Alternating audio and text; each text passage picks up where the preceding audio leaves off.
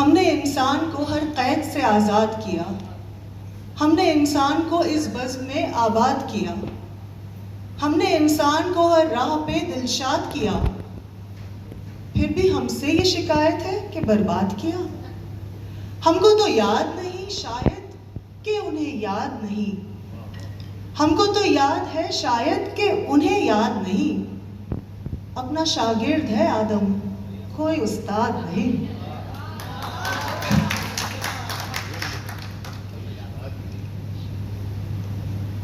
हमने इंसान को हर राह पे दिलशाद किया, फिर भी हमसे ये शिकायत है कि बर्बाद किया। हमको तो याद है शायद कि उन्हें याद नहीं। अपना शागिर्द है आदम, कोई उस्ताद नहीं।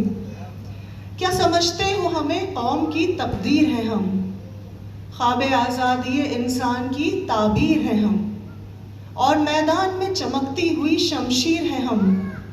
कौन कहता है कि बर्बाद हैं, दिलगीर हैं हम जो उठें तो ये दुनिया ही बदल जाएगी। दर्द की फांस कलेजे से निकल जाएगी।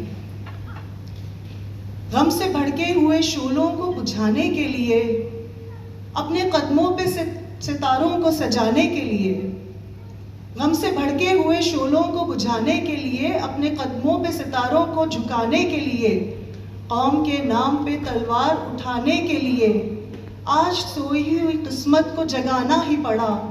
होके मजबूर हमें सामने आना ही पड़ा, होके मजबूर हमें सामने आना ही पड़ा।